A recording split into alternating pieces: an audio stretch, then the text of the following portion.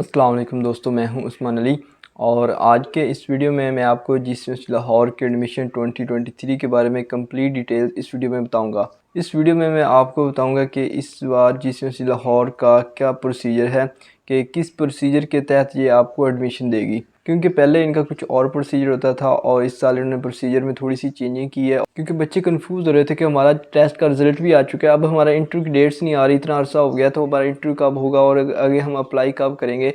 तो ये सारी डिटेल्स आप लोगों को इस वीडियो में मिलेगी।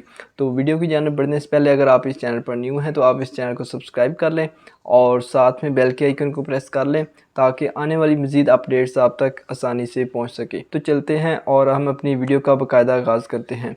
तो मैं आपको बता दूं कि इस बार सबसे पहले तो इन्होंने 2 टेस्ट का इनकाद किया है और टेस्ट जो पहले होते थे उनसे ये बिल्कुल हट के टेस्ट हैं।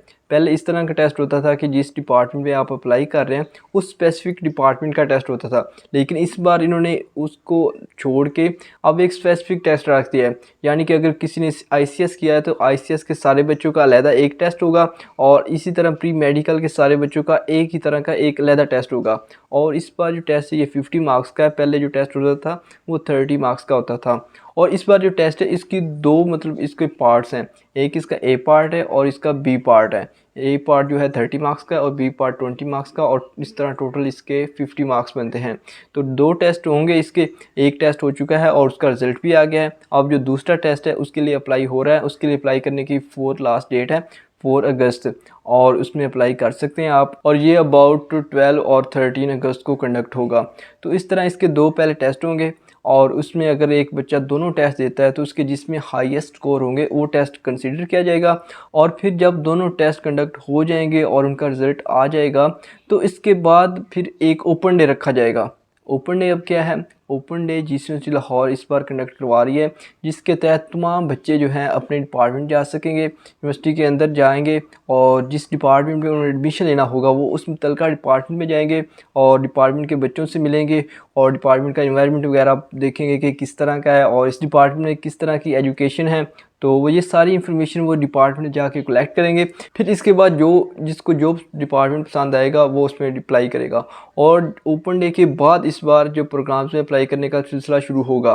तो पहले इसका टेस्ट होगा और टेस्ट के बाद रिज़ल्ट आने के बाद ओपन डे होगा और ओपन डे के बाद आप अप्लाई कर सकेंगे कि आपने जिस डिपार्टमेंट में अप्लाई करना है आप उसमें अप्लाई करें। और जब आप अप्लाई कर लेंगे तो उसके बाद आपका इंटरव्यू कंडक्ट होगा। बच्चे ये बहुत कंफ्यूज हो रहे थे कि हमारा जो इंटरव्यू कब होगा, तो आप लोगों का अभी इंटरव्यू नहीं होगा, जब दोनों टेस्टों का रिज़ल्ट आ जाएगा और उसके बाद ओपन डे होगा। ओपन डे के बाद आप लोगों का इंटरव्यू होगा और ये अबाउट अगस्त के लास्ट वीक में आपका इंटरव्यू कंडक्ट होगा। जब आप लोगों का इंटरव्यू हो जाएगा तो उसके साथ ही आई थिंक सेकेंड ईयर का रिज़ल्ट भी आ जाएगा। तो आप लोगों को कहा जाएगा कि अपना जो रिज़ल्ट है वो पोर्टल पे अपलोड कर दें। जब आप अपना पोर्टल पे रिज़ल्ट अपलोड कर देंगे तो उसके बाद आप लोगों का एग्रीगेट कैलकुलेट होगा और एग्रीगेट कैलकुलेट करने का भी जो तरीकाकार है वो पुराना ही है, उसके तहत ही आप लोगों का एग्रीगेट कैलकुलेट होगा, जिसके तहत आपका 40% जो वेटेज होगा ये इंटरमीडिएट के मार्क्स का होगा और इस तरह 10% जो होगा ये आपके मैट्रिक के मार्क्स का होगा और 30% जो वेटेज होगा ये आपके एंट्री टेस्ट का होगा और इसी तरह 20% जो वेटेज होगा ये आपके इंटरव्यू का होगा। इस तरह टोटल 100% वेटेज बनता है। तो आपका इस तरह एग्रीगेट कैलकुलेट होगा और कैलकुलेट होने के बाद आप लोगों की लिस्टें अपलोड होंगी। तो फिर आपका जिस डिपार्टमेंट पे आपका नाम आएगा तो उसकी एक मुतलका डेट दी जाएगी कि इस डेडलाइन के अंदर अंदर आपने अपनी जो फ़ीस है उसको सबमिट करवाना है। तो आपने फिर जाके वहाँ से यूनिवर्सिटी में जाना है और जो डॉक्यूमेंट्स होंगे वो सारे लेकर जाना है और उनको दिखाना है।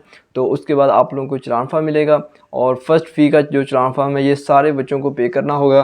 तो आप जब बैंक में पे कर लेंगे तो उसके बाद आप लोगों का जो एडमिशन है ये सिक्योर हो जाएगा। तो ये कुछ थोड़ा सा प्रोसीजर था जीसीएस लाहौर के एडमिशन का। तो उम्मीद करता हूँ कि आपको इसमें समझ आई होगी कि जीसीएस लाहौर का इस बार क्या प्रोसीजर है। तो अगर वीडियो अच्छी लगी हो तो आप इस वीडियो को लाइक कर दें और साथ में चैनल को सब्सक्राइब कर लें। अगर कोई क्वेश्चन है तो आप कमेंट सेक्शन में पूछ सकते हैं, मैं अपने नॉलेज के मुताबिक आपको आंसर कर दूंगा। तो मिलते हैं इस तरह की किसी और इन्फॉर्मेटिव वीडियो में, तब तक अपना ख्याल रखिएगा। अल्लाह हाफिज़।